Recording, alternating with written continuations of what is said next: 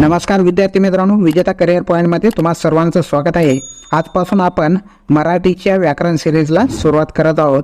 याच्यामध्ये आपण MPSC ची जे परीक्षा आहे, मुख्य परीक्षा, त्याला 50 मार्काला विचारल्या जाणारे मराठी व्याकरणाचे प्रश्न ते सुद्धा पाहणार आहोत आणि एक एक घटक आणि तो घटक झाल्यानंतर प्रश्न आपण घेणार आहोत। तर सर्व सेवेची सुद्धा तयारी होणार आहे। म्हणजे तुम्ही MPSC चे प्रश्न आणि MPSC च्या लेवलचा जर धडा पाहिला तर तुमचे सरळ सेवेच्या भरतीची सुद्धा तयारी होऊन जाते। त्यामुळे ही सिरीज महत्त्वाची असणार आहे। त्याच्यासाठी आपलं जे विजेता करिअर पॉईंट चॅनल आहे ते सबस्क्राईब करून ठेवा, जेणेकरून मी घटक अपलोड केला की तुम्हाला लगेच त्याचे नोटिफिकेशन मिळून जाईल। तर आज आपण व्याकरण सिरीजमध्ये पहिला घटक सुरू करत आहोत, भाषा, लिपी आणि व्याकरण। तर या घटकामध्ये आपण भाषेविषयी माहिती घेणार आहोत, लिपी काय असते याच्याविषयी माहिती घेणार आहोत आणि व्याकरण काय असते याच्याविषयी माहिती घेणार आहोत। आणि याच्यामध्ये बऱ्याच वेळा प्रश्न या घटकावर बऱ्याच परीक्षेमध्ये विचारल्या जातात। तर सुरुवातीचा पॉईंट पाहूयात आपण, भाषा। भाषा या पॉईंटविषयी माहिती घेऊ। तर भाषा हा जो शब्द आहे तो भाष या संस्कृत धातूपासून बनलेला आहे। तर भाषा जो शब्द आहे तो कोणत्या धातूपासून बनलेला आहे असा प्रश्न विचारण्यात येऊ शकतो। तर भाष्य या धातूपासून बनलेला आहे, जो की संस्कृत मधला शब्द आहे भाष, त्याच्यापासून भाषा हा शब्द बनलेला आहे। आणि त्याचा अर्थ काय होतो तर बोलणे किंवा बोलण्याचा व्यवहार करणे असा भाषा या शब्दाचा अर्थ होतो। हा पॉइंट लक्षात असू द्या। भाषा ही विचार, भावना, अनुभव, कल्पना व्यक्त करण्याचे साधन असते। म्हणजे भाषेद्वारे आपण आपले विचार असतील, भावना असतील, अनुभव किंवा कल्पना हे व्यक्त करू शकतो। त्याच्यामुळे हे सर्व व्यक्त करण्याचे साधन भाषा असते। भाषा शब्दातून तसेच विविध प्रकारच्या आवाजातून व्यक्त केली जाते। म्हणजे आपली जी भाषा आहे ती शब्दाद्वारे आणि विविध प्रकारचे आवाज काढून सुद्धा व्यक्त केल्या जाते। उदाहरणार्थ पशुपक्षी जे आहेत ते आवाज काढून, वेगवेगळे आवाज काढून आपली भाषा व्यक्त करत असतात। म्हणजे भाषा फक्त शब्दातूनच व्यक्त केली जाते असं नाही, तर वेगवेगळे आवाज काढून सुद्धा ती व्यक्त केल्या जाऊ शकते। आपल्या मनातील विचार बोलून लिहून दाखविण्यासाठी भाषा ही महत्त्वाची असते। तर भाषेविषयी एवढे पॉइंट्स तुम्हाला महत्त्वाचे लक्षात असणं गरजेचं आहे, ज्याच्यावर प्रश्न विचारण्यात येऊ शकतात। भाषेचे मुख्य प्रकार याच्याविषयी आपण माहिती घेऊ। तर भाषेचे जे मुख्य प्रकार आहेत ते 2 प्रकार आहेत। म्हणजे भाषेचे मुख्य प्रकार किती पडतात? 2 प्रकार पडतात। तर त्याच्यातला पहिला प्रकार जो आहे तो स्वाभाविक किंवा नैसर्गिक भाषा असते। तर स्वाभाविक आणि नैसर्गिक ही भाषा काय असते याच्याविषयी आपण माहिती घेऊ। चेहरा, हावभाव, आवाज यांच्या खुणाने जी भाषा व्यक्त केली जाते त्याला काय म्हणतात? स्वाभाविक किंवा नैसर्गिक भाषा म्हणतात। म्हणजे आपण एकमेकाशी बोलताना हावभाव करून बोलतो किंवा चेहऱ्यावर वेगवेगळे एक्सप्रेशन देऊन जे व्यक्त केली जाते भाषा, त्याला सुद्धा काय म्हणतात? स्वाभाविक किंवा नैसर्गिक भाषा म्हणतात। मनुष्याप्रमाणे पशुपक्ष्यामध्येही ही भाषा वापरली जाते। जी स्वाभाविक आणि नैसर्गिक भाषा आहे ती पशुपक्षी सुद्धा वेगवेगळे आवाज काढून वापरत असतात। तर हा झाला भाषेचा एक प्रकार। त्याच्यानंतर दुसरा जो प्रकार आहे तो सांकेतिक आणि कृत्रिम भाषा, ज्याला सांकेतिक किंवा कृत्रिम भाषा म्हणून ओळखल्या जाते। मनुष्य प्राण्याची बोलण्याची भाषा किंवा संकेत ठरवून केलेली जी हावभावाची भाषा असते तिला सांकेतिक भाषा म्हणतात। म्हणजे ही सुद्धा बोलण्याची भाषा आणि याचे काय केले जातात तर संकेत ठरवून हावभाव केले जातात। म्हणजे एका विशिष्ट बाबीसाठी एक विशिष्ट असा संकेत जर ठरविण्यात आला तर ती काय होते? सांकेतिक भाषा होते। मग जर वेगवेगळे हावभाव करत असाल तर ती नैसर्गिक भाषा होते। हा याच्यामधला फरक लक्षात असू द्या। ध्वनी संकेताची किंवा शब्दमय भाषा सुद्धा काय असते? सांकेतिक किंवा कृत्रिम भाषा असते। आपल्या मनातील विचार बोलून दाखवणे हे भाषेचे महत्त्वाचे स्वरूप आहे। म्हणजे भाषा ही कशासाठी वापरल्या जाते तर आपल्या मनात जे विचार आलेत ते बोलून दाखवण्यासाठी वापरल्या जाते। एवढे पॉइंट तुम्ही लक्षात असू द्या। आता आपण भाषेच्या स्वरूपाविषयी माहिती घेऊयात। तर याच्यामध्ये सुरुवातीला पहिला जो पॉइंट आहे तो मातृभाषा हा पॉइंट असतो। तर मातृभाषा कोणती असते? मग घरात बोलली जाणारी किंवा परिसर भाषा म्हणजे मातृभाषा होय। म्हणजे एखाद्या महाराष्ट्रातल्या घरात कोणती भाषा बोलली जाते? मग मराठी ही भाषा बोलली जाते। तर वरले जे राज्य आहेत, उत्तर प्रदेश असेल किंवा दिल्ली असेल येथे हिंदी ही भाषा वापरली जाते, मग ती त्यांची मातृभाषा ठरते. तर महाराष्ट्रातली मराठी ही मातृभाषा बोलली जाते. म्हणजे घरात जी भाषा बोलली जाते तिला काय म्हणतात, तर मातृभाषा म्हणून ओळखल्या जाते. महाराष्ट्रात मराठी या मातृभाषेचा वापर केला जातो. त्याच्यानंतर जे भाषेचे दुसरा प्रकार आहे तो म्हणजे बोलीभाषा. तर बोलीभाषा काय असते, तर स्वतःच्या प्रदेशात बोलली जाणारी जी भाषा असते ती बोलीभाषा असते. ही भाषा लवचिक असते किंवा परिवर्तनशील असते. उदाहरणार्थ महाराष्ट्रात कोकणामध्ये जी भाषा बोलली जाते जी की कोकणी आहे ती भाषा सुद्धा काय आहे, तर बोलीभाषा आहे. तर अहिराणी ही भाषा सुद्धा काय आहे, बोलीभाषा आहे. त्याच्यानंतर तिसरा जो प्रकार आहे तो प्रमाण भाषा याचा प्रकार असतो. या प्रमाण भाषेचं काय असते, तर प्रमाण भाषेला काटेकोर नियम व्यवस्था असते. म्हणजे प्रमाण भाषा कोणती असते, ज्याची काटेकोर नियम व्यवस्था करण्यात आलेली आहे, ती स्थिर आहे, स्थितिशील असणारी भाषा आहे. म्हणजे वेगवेगळ्या प्रदेशात जरी वापरली असली तर तिच्यामध्ये बदल करता येत नाहीत, तिला प्रमाण भाषा म्हणतात. ही भाषा कार्यालयीन कामकाजासाठी वापरल्या जाते. म्हणजे जे कामकाज कार्यालयीन किंवा सरकारी कामकाज केले जाते त्याच्यासाठी सुद्धा ही भाषा वापरली जाते, जिला की प्रमाण भाषा म्हटल्या जाते. तर आपण मातृभाषा, बोलीभाषा आणि प्रमाण भाषा याच्याविषयी माहिती घेतलेली आहे.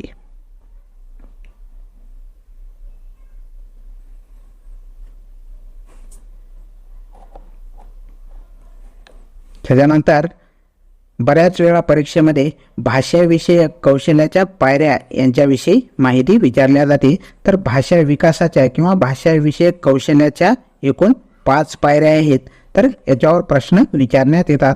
तर ह्या ज्या 5 पायऱ्या आहेत तर त्या कोणत्या आहेत, तर मानव भाषा कशी शिकतो याच्याहून हे पायऱ्या ठरवण्यात आलेत. उदाहरणार्थ जर एखादा लहान बालक जन्मला आणि 2-3 वर्षापर्यंत तो वाढत असतो तर तो सुरुवातीला काय करत असतो, तर घरचे जे काही भाषा बोलत आहेत ते ऐकत असतो. म्हणजेच तो श्रवण करत असतो. सुरुवातीला तो काय करतो, श्रवण करतो. त्याच्यामुळे पहिली पायरी काय होती, तर श्रवण होते. त्याच्यानंतर तो जे शब्द ऐकलेत ते शब्द तशाच्या तसे बोलायला सुरुवात करतो, म्हणजे संभाषण करण्यास सुरुवात करतो. उदाहरणार्थ एखादा शब्द जर बोलला मामा तर तो मामा म्हणायला सुरुवात करतो. त्याच्यानंतर तो मोठे वाक्य सुद्धा ऐकलेले बोलायला सुरू करतो. म्हणजे ती तिसरी जी पायरी येते ती भाषण ही पायरी येते. त्याच्यानंतर चौथी जी पायरी येते ती वाचन येते आणि 5वी शेवटची जी पायरी येते ती लेखन येते. तर ह्या 5 पायऱ्या लक्षात असू द्या. पहिली श्रवण, दुसरी संभाषण, तिसरी भाषण, चौथी वाचन आणि 5वी लेखन. म्हणजे या पायऱ्याच्या दृष्टीनेच भाषेचा विकास होत असतो किंवा भाषेच्या कौशल्याचा विकास होत असतो. तर आपण आता मराठी भाषेविषयी माहिती पाहूयात. तर मराठी भाषा किंवा मराठी भाषेचा उल्लेख सुरुवातीला कुठे आला याच्याविषयी आपण इथे माहिती घेणार आहोत. तर मराठी भाषेतील आद्य शिलालेखाचा मान कोणाला द्यावा याच्याविषयी वेगवेगळी मतांतरे आहेत. तर पहिला मान शके 934 मधील पहिल्या केशवदेव शिलाहार यांच्या आक्षी, जे की जिल्हा रायगडमध्ये येते, येथील 9 ओळीच्या शिलालेखास जातो असा मानल्या जाते. म्हणजे 934 मध्ये इसवी सन 934 मध्ये सापडलेला केशवदेव शिलाहार यांचा जो काय आहे शिलालेख आहे तो कुठे सापडला आहे, आक्षी येथे सापडलेला आहे. तर याला मान जातो. पण डॉक्टर मिराशी यांचं मत वेगळंच आहे. तर डॉक्टर मिराशी यांनी काय मत मांडले, तर तो जो शिलालेख आक्षी येथे सापडलेला आहे तो 934 मधला नसून तो 1131 मधला आहे असं मत त्यांनी मांडलेलं होता. आणि तो पहिल्या केशवदेव शिलाहार यांच्या काळातील नसून तो दुसऱ्या केशवदेव शिलाहार यांच्या काळातील आहे असं मत मांडलेलं होतं. म्हणजे या शिलालेखाहून वेगवेगळ्या तज्ज्ञांची वेगवेगळी मते आहेत. तर मिराशी यांचं जर मत आपण खरं ठरलं किंवा खरं ठरवलं तर मराठीतला जो पहिला शिलालेख आहे त्याचा मान कोणत्याला जातो, मग कुडल, जे की जिल्हा सोलापूरमध्ये आहे, इथं सापडलेला 940 मधील शिलालेख हा पहिला शिलालेख ठरतो. म्हणजे मिराशी यांचं मत जर खरं ठरलं तर, नाहीतर मग आक्षी शिलालेख पहिला ठरतो. तर मराठीतलं पहिलं उपलब्ध जे वाक्य आहे ते कर्नाटकामधील श्रवणबेळगोळ या ठिकाणी श्री गोमाटेश्वराच्या मूर्तीखाली सापडलेलं होतं. हा पॉइंट महत्वाचा आहे, लक्षात असू द्या, याच्यावर प्रश्न विचारण्यात येतो. तर मराठीतलं पहिलं उपलब्ध वाक्य कुठं सापडलंय मग? श्रवणबेळगोळ येथे. ते कुठे आहे? तर कर्नाटक राज्यामध्ये आहे. आणि कुठं सापडलंय? श्री गोमाटेश्वराच्या मूर्तीखाली सापडलेलं आहे. तर ते वाक्य काय आहे मग?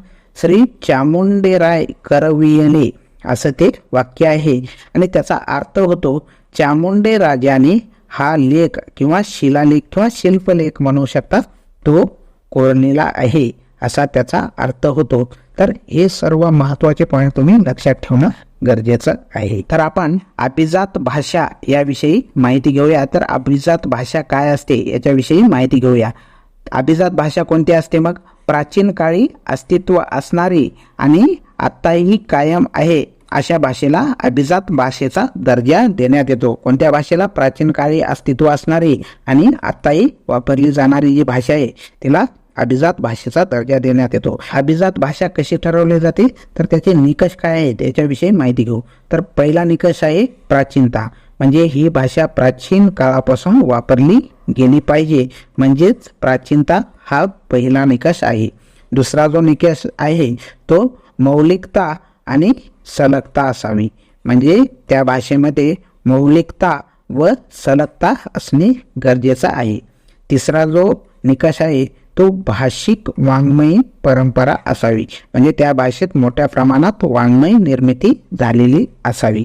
तर अभिजात दर्जा प्राप्त या भारतातील महत्त्वाच्या भाषा आहेत त्यांच्यावर सुद्धा प्रश्न बऱ्याच वेळा विचारण्यात येतात. तर हा पॉईंट लक्षात असू द्या. भारतातल्या कोणकोणत्या भाषेला अभिजात भाषेचा दर्जा प्राप्त आहे? तर हा पॉईंट लक्षात असू द्या. तर तामिळ या भाषेला 2004 मध्ये अभिजात भाषेचा दर्जा मिळालेला आहे. त्याच्यानंतर संस्कृत या भाषेला 2005 मध्ये हा दर्जा देण्यात आला. त्याच्यानंतर तेलुगू भाषेला 2008 मध्ये हा दर्जा देण्यात आला. कन्नड भाषेला 2013 मध्ये हा दर्जा देण्यात आला. मल्याळम भाषेला 2013 मध्ये हा दर्जा देण्यात आला आणि ओडिया या भाषेला 2014 मध्ये दर्जा देण्यात आला. तर या 6 भाषा भारतातल्या अभिजात भाषा आहेत. याच्यावर बऱ्याच वेळा प्रश्न विचारण्यात येतात. हा पॉईंट लक्षात असो. मराठी भाषेला अभिजात भाषेचा दर्जा मिळावा म्हणून एक समिती स्थापन करण्यात आली होती. तिच्यावर प्रश्न विचारण्यात येऊ शकतो. तर या समितीची स्थापना 10 जानेवारी 2012 मध्ये करण्यात आली होती आणि तिचे अध्यक्ष होते रंगनाथ पठारी. तर मराठी भाषेला अजून सुद्धा अभिजात भाषेचा दर्जा देण्यात आलेला नाही. तर 6 भाषाच अभिजात भाषा आहेत, हे पॉईंट लक्षात असू द्या. अगोदर आपण भाषेविषयी सविस्तर माहिती घेतली. आता लिपी याच्याविषयी माहिती घेणार आहोत. तर लिपी हा जो शब्द आहे तो लिप या संस्कृत शब्दापासून तयार झालेला आहे. तर लिपी हा शब्द कोणत्या संस्कृत शब्दापासून तयार झालेला आहे? लिप या संस्कृत शब्दापासून तयार झाला असून त्याचा अर्थ काय होते? तर लिंपणे, माखणे, लिहिणे किंवा सारवणे हा त्याचा अर्थ होतो. तर संस्कृत मधला लिप हा जो धातू आहे किंवा शब्द आहे त्याच्यापासून काय तयार झाली? तर लिपी हा शब्द तयार झाला आणि त्याचा अर्थ काय होतो? लिंपणे, माखणे, लिहिणे किंवा सारवणे. हा पॉईंट लक्षात असू द्या. लिपी म्हणजे लेखन पद्धती होय. लिपीच्या शोधामुळेच लेखन शक्य झालेले आहे. काही महत्त्वाच्या लिपी यांच्याविषयी माहिती घेणार आहोत. तर याच्यावर सुद्धा सरळ सेवा असेल किंवा MPSC मध्ये प्रश्न विचारण्यात येतात. तर याच्यामधला पहिला पॉईंट आहे ब्राह्मी लिपी.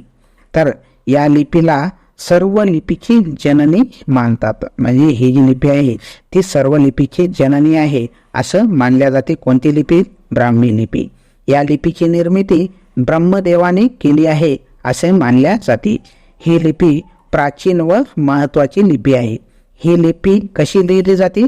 तर डावीकडून उजवीकडे लिहिली जाते. हा पॉईंट महत्त्वाचा आहे, लक्षात असू द्या. ब्राह्मी लिपी कशी लिहिली जाते? डावीकडून उजवीकडे लिहिली जाते आणि ती मात्रात्मक लिपी आहे. हा पण पॉईंट लक्षात असू द्या.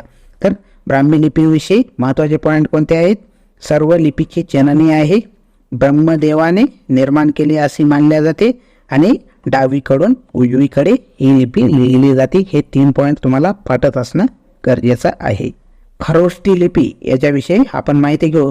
तर खरोष्टी लिपी ही कुशाण काळात भारतात वापरली गेलेली होती. तर कुशाण काळ जो आहे तो इसवी सनाची 3ऱ्या शतकामधला काळ आहे. या कालखंडामध्ये खरोष्टी लिपीचा वापर करण्यात आला होता. या लिपीला गांधारी लिपी सुद्धा म्हणून ओळखल्या जाते. हा पॉईंट महत्वाचा आहे, लक्षात असू द्या. गांधारी लिपी म्हणून कोणत्या लिपीला ओळखल्या जाते? खरोष्टी लिपीला ओळखल्या जाते. बौद्ध साहित्य व धर्मग्रंथामध्ये या लिपीचा उल्लेख आढळतो आणि ही लिपी जी आहे ते उजवीकडून डावीकडे लिहिल्या जाते. अगोदरची लिपी डावीकडून उजवीकडे लिहिल्या जात होती आणि ही खरोष्टी लिपी उजवीकडून डावीकडे लिहिल्या जाते. हा पॉईंट लक्षात असू द्या. तर खरोष्टी लिपीविषयी महत्त्वाचे पॉईंट कोणते आहेत? कुशाण काळात 3ऱ्या शतकात वापरल्या जात होती. या लिपीला गांधारी लिपी म्हणतात. बौद्ध साहित्यात याचा उल्लेख येतो आणि ही लिपी उजवीकडून डावीकडे लिहिल्या जाते.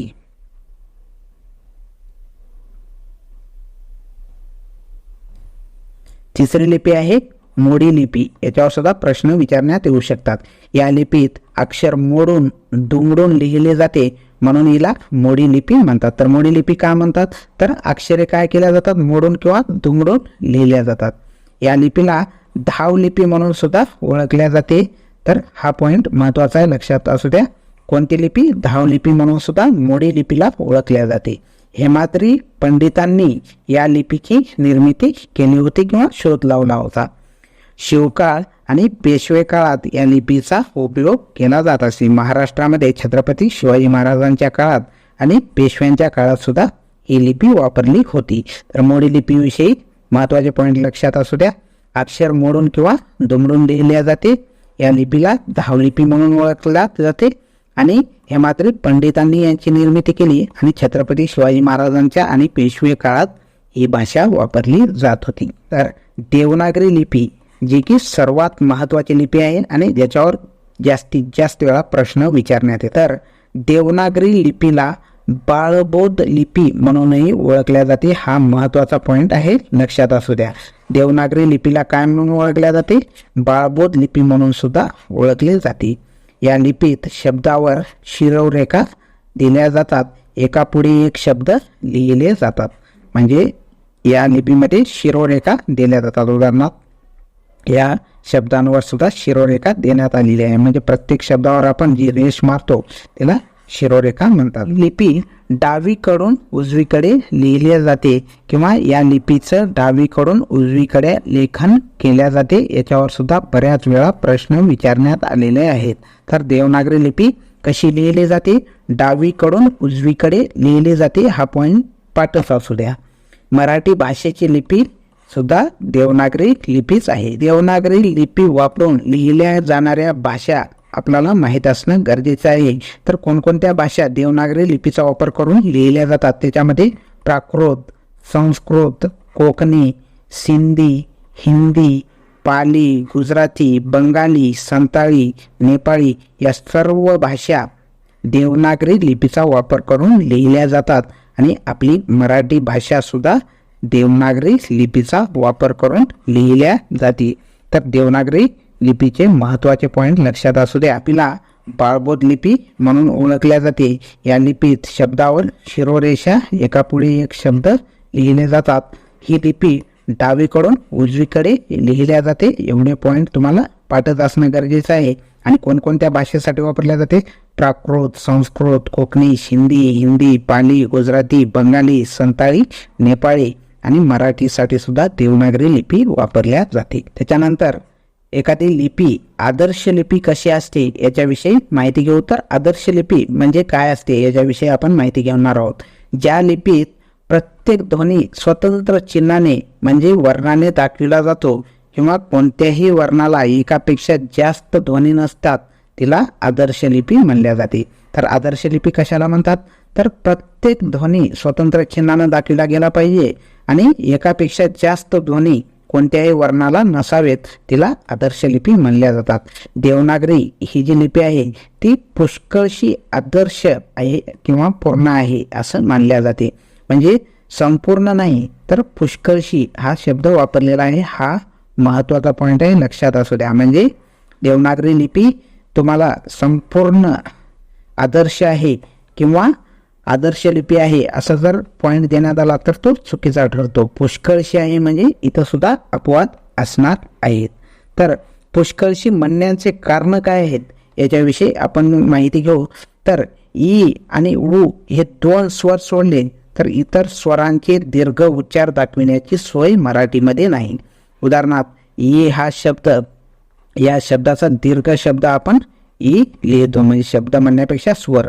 ई या स्वराचा दीर्घ स्वर ई लिहितो आणि उ हा जो आहे स्वर त्याचा दीर्घ स्वर आपण उसाचा लिहितो.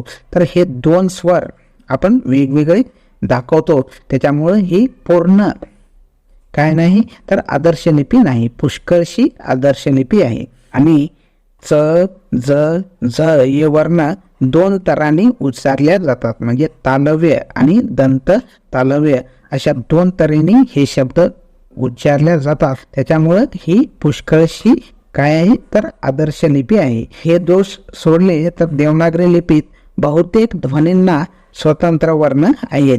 त्याच्यामुळं देवनागरी लिपी ही पुष्कळशी आदर्श लिपी आहे.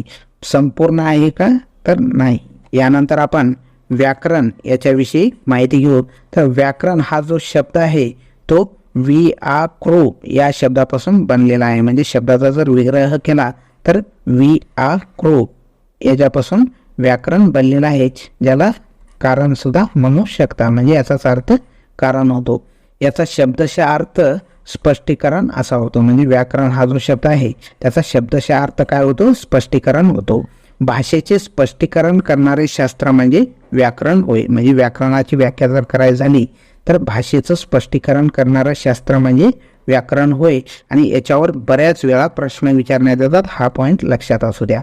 भाषेचा व्यवहार व्यवस्थित रीतीने चालावा यासाठी ठरविण्यात आलेले जे नियम असतात त्यांना व्याकरण म्हणून ओळखले जाते. म्हणजे भाषेचे व्यवहार व्यवस्थित रीतीने चालण्यासाठी जे नियम ठरविले जातात त्याला व्याकरण म्हणून ओळखले जाते. महर्षी पतंजली यांनी व्याकरणाला शब्दानुशासन असं म्हटलेलं होतं. तर हा पॉईंट सुद्धा महत्वाचा आहे. तर महर्षी पतंजली यांनी व्याकरणाला काय म्हटलं होतं शब्दानुशासन म्हटलेलं होतं. हा पॉईंट लक्षात असू द्या. भाषेतील शब्दातील वर्ण, त्यांचे उच्चार, शब्दशिती, वाक्यरचना, वाक्यातील पदांचे शब्दांचे परस्पर संबंध इत्यादी बाबतीत नियम घालून देणारे शास्त्र म्हणजे सुद्धा व्याकरण होईल. व्याकरण हे भाषेची रचना, स्वरूप, आदर्श कसे असावेत हे प्रतिपादन करणारे शास्त्र असते. भाषा ही तिच्या नियमांसह निर्माण होते किंवा विकसित होत असते. या नियमांना व्यवस्थेचे स्वरूप व्याकरणाने प्राप्त होत असते. म्हणजे भाषा निर्माण होत असताना नियमांसह काय होत असते विकसित किंवा होत असते. भाषा ही एखाद्या नदीच्या प्रवाहाप्रमाणे असते. म्हणजे भाषा कशी असते तर नदीच्या प्रवाहाप्रमाणे असते. नदीचा प्रवाह सरळ रेषेत न वाहता वेगवेगळ्या ठिकाणी तिचे प्रवाह बदलल्या जातात. तसेच भाषेमध्ये सुद्धा होते. म्हणजे भाषा वेगवेगळ्या ठिकाणी वेगवेगळे भाषेमध्ये बदल केले जातात. उदाहरणार्थ जर महाराष्ट्रात तुम्ही बघितलात तर 10 किलोमीटरवर वेगवेगळी भाषा वापरल्या जाते. म्हणजे मराठी भाषाच बोलल्या जाते पण तिच्यामध्ये थोडा वेगळेपणा येतो. तर याचा अर्थ असा आहे की भाषा ही नदीच्या प्रवाहाप्रमाणे असते, म्हणजेच तिच्यामध्ये प्रवाहाप्रमाणे बदल होत जातात. हा पॉईंट सुद्धा महत्वाचा आहे, याच्यावर प्रश्न विचारण्यात येतात. तर भाषेत काय होतात तर बदल होत जातात आणि भाषा ही नदीच्या प्रवाहाप्रमाणे बदलत जाते, हे पॉईंट लक्षात असो. तर आपण आता मराठी व्याकरणाचे महत्त्वाचे ग्रंथ आणि लेखक यांच्याविषयी माहिती घेऊ. याच्यावर बऱ्याच वेळा स्पर्धा परीक्षा असेल किंवा सरळ सेवा भरती याच्यामध्ये प्रश्न विचारण्यात येतात, त्याच्यामुळे हे सर्व पॉईंट लक्षात असू द्या. तर पहिलं जे पुस्तक आहे the grammar of Marathi language हे 1805 मध्ये विलियम कॅरी यांनी लिहिलेलं आहे. मराठी व्याकरणाचं पुस्तक लक्षात असू द्या, the grammar of Marathi language. दुसरं पुस्तक आहे महाराष्ट्र भाषेचे व्याकरण 1836 मध्ये दा.पा. तरखडकर यांनी लिहिलेलं आहे. म्हणजे दादोबा पांडुरंग तरखडकर यांनी महाराष्ट्र भाषेचे व्याकरण नावानं पुस्तक लिहिलेलं आहे. तिसरं पुस्तक आहे महाराष्ट्र भाषेचे व्याकरण, याच नावानं लिहिलंय गंगाधर फडके यांनी. म्हणजे दोघांच्याही पुस्तकाचं नाव एकच आहे. त्याच्यानंतर शास्त्रीय मराठी व्याकरण 1911 मध्ये लिहिलंय मोरो केशव दामले यांनी लिहिलेलं पुस्तक आहे शास्त्रीय मराठी व्याकरण. आधुनिक मराठीचे उच्चतम व्याकरण म पा सबनीस यांनी लिहिलेलं आहे. त्याच्यानंतरचं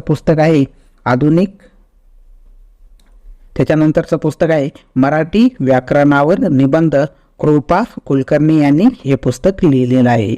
आणि सुगम मराठी व्याकरण लेखन मोरा वाळंबे यांचं पुस्तक आहे, जे की सर्व स्पर्धा परीक्षेचे विद्यार्थी वापरत असतात. त्याच्यामुळे याच्याविषयी माहिती सांगण्याची काही गरजच नाही. त्याच्यानंतर मराठीतील काही महत्त्वाचे प्राचीन ग्रंथ आहेत, त्याच्यावर सुद्धा बऱ्याच वेळा प्रश्न विचारण्यात येऊ शकतात. तर आपण ते ग्रंथ सुद्धा पाहून घेऊयात, जेणेकरून तुम्हाला प्रश्न विचारण्यात आल्यास सुटून द्या. तर प्राचीन मराठीचे ग्रंथ आणि लेखक याच्यावर बऱ्याच वेळा प्रश्न विचारण्यात येतात. हे सर्व पाठच करून ठेवा, जे की मी सांगत आहे. शाकुंतल नावाचा ग्रंथ कालिदास यांनी लिहिलेला आहे. विवेक सिंधू नावाचा ग्रंथ मुकुंदराज यांनी लिहिलेला आहे. लीळा चरित्र नावाचं पुस्तक माहीन भट्ट यांनी लिहिलेलं आहे. हे पण महत्त्वाचं आहे, लक्षात असू द्या. त्याच्यानंतर दृष्टांतपाठ केशवदेव व्यास यांनी लिहिलेलं आहे. पंचवार्तिक हे भीष्माचार्य यांनी लिहिलेलं आहे. ज्ञानदेवी किंवा अमृतानुभव संत ज्ञानेश्वर किंवा ज्ञानदेव यांनी लिहिलेलं आहे. आणि मनाचे श्लोक संत रामदास यांनी लिहिलेलं आहे. तर हे सर्व ग्रंथ तुम्ही लक्षात ठेवणं गरजेचं आहे. तर आजच्या व्हिडिओमध्ये आपण मराठी व्याकरणाचा पहिला घटक जो की भाषा लिपी व्याकरण पाहिलेला होता. तर याच्यानंतर मी याच्यावर जे प्रश्न MPSCने आजपर्यंत विचारलेत त्या लिहून व्हिडिओ टाकणार आहे. तर हा व्हिडिओ आवडला असेल तर आपलं चॅनल सबस्क्राईब करा आणि व्हिडिओला लाईक सुद्धा करा. तर आज आपण इथंच थांबूयात. धन्यवाद मित्र.